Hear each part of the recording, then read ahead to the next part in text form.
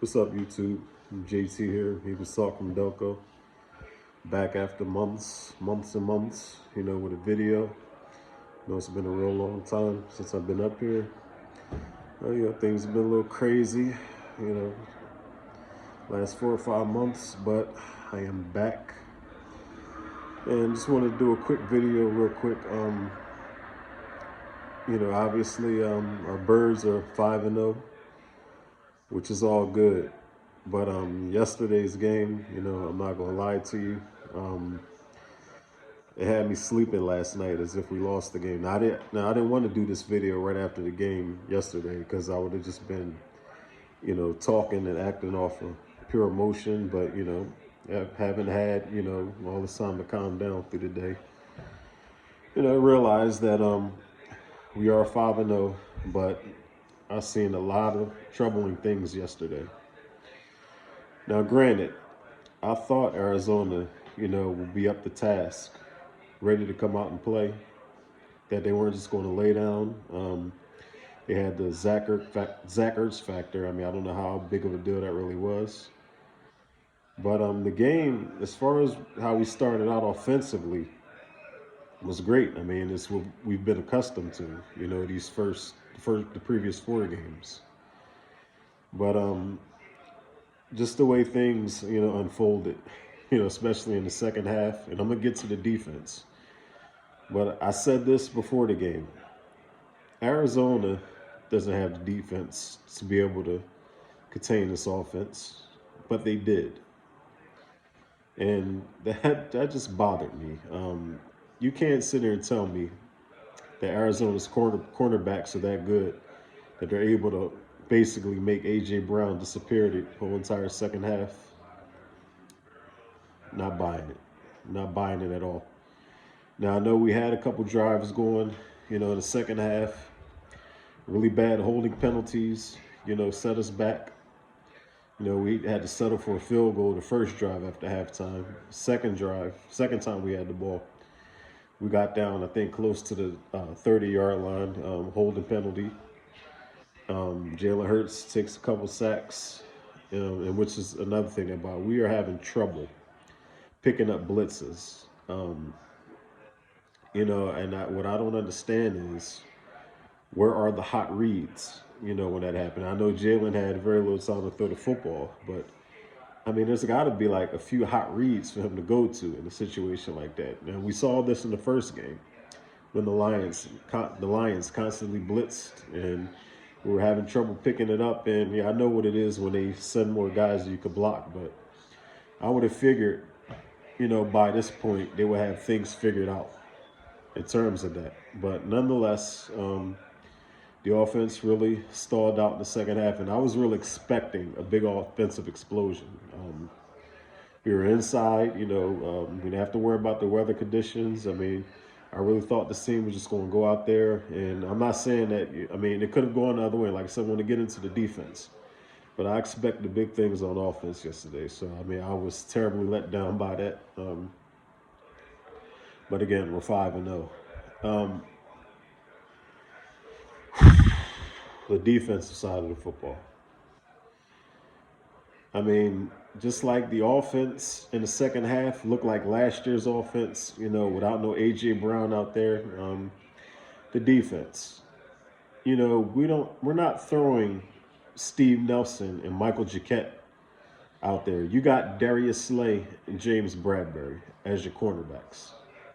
There was no DeAndre Hopkins, but there was Rondell Moore and Hollywood Brown. My thing is this. You win by being who you are. And what I thought was that Jonathan Gannon was taking the cue to be more aggressive this year. And he totally went back to what he did last year. And it just burns my soul. You got 2 top quarterbacks in the league. Put them up on those wide receivers. And you know what? If Kyler Murray beats you that way, then fine, so be it. But I cannot stand it. It just killed me just watching them take chunks and chunks and chunks and finally get down and score points. And, I just didn't get it. I didn't get it at all. You know, our pass rush was pretty much non-existent, except for Hassan Reddick. You know, who got close a couple times before finally getting through, and the rest of our defensive line. You know, it's at a point where Fletcher Cox. Like, I love Fletcher Cox. I mean, he will go down as one of the best defensive linemen in Eagles history.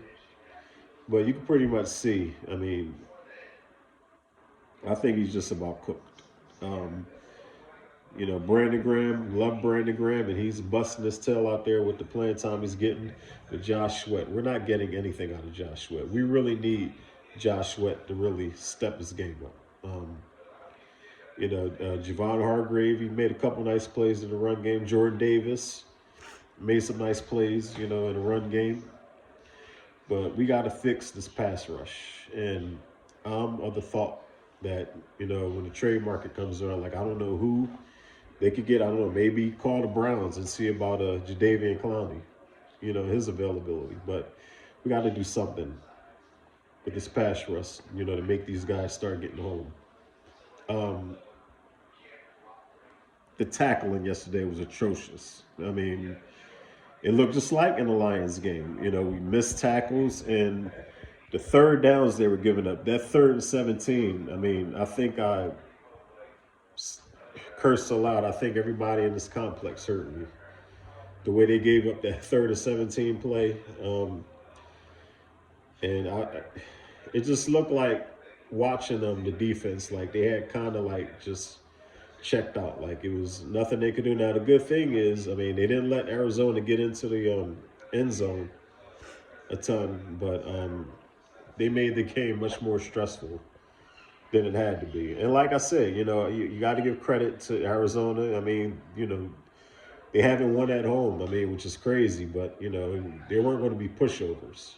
And maybe that was the case. Maybe they were just really feeling it yesterday and just really gave it their best shot. And sometimes that happens. This is the NFL. You know, things are going to happen like that. We're 5-0. Everybody wants that donut. That we got to be able to eat that donut. You know, we have the Dallas Cowboys coming in here Sunday night. The Cowboys, who the last 3 times the Eagles played them, have just smacked the Eagles around. So, and I'm just sitting here watching. Now, I don't expect, you know, for them to perform that badly again on offense. But like I said, it just, in the second half, you can't tell me that the offense didn't look like last year's offense. Those bubble screens on the outside, throwing to Quez Watkins and Devontae Smith on side to side. That Cowboys defense will eat that up if we go in there with that bullshit. Yeah, excuse me, but I'm just, you know, and I trust that, you know, they will straighten things out. The quarterback, though, I'm still, you know, I'm quite happy and pleasantly, you know, well, I wouldn't say surprised, but I'm very happy with Jalen Hurts. Like, I'm not, you know, dogging Jalen Hurts. I mean, he did have some throws that I'm pretty sure he'd like to have back. But I am just about there at the point to say where I really think this is our guy. It's great for this organization that he could take, you know, this kind of leap forward. Hopefully, you know, it continues. But I just wanted to give Jalen Hurts his props, his flowers. He's balling out this year. I would have really liked for us to get a touchdown right there at the right before the what was after the 2-minute warning. You know, but it didn't happen. But we got, you know, we scored the ball when we needed to, and you know, and another where you got to give it to Arizona. I mean, we knew we needed to stop them from, you know, getting a touchdown or getting in the field goal range, but they went down there easily and did it. And unfortunately for them, you know, the kid misses a 43-yard right, wide right, and we get out of there with a win. And sometimes it's okay to be lucky, you know, but like I said, you know, that doesn't mean, you know, we can't point out, you know, the things that, you know, are concerning. And when there's a little bit of a trend, you know, especially how, you know, we haven't been able to score that much in the second half of games this year, it is a little bit concerning. Oh, and let me also, Jason Kelce, man. Jason Kelsey, one of the best players we've ever had. I mean, let's thank our lucky stars that we had Jason Kelsey as a Philadelphia Eagle.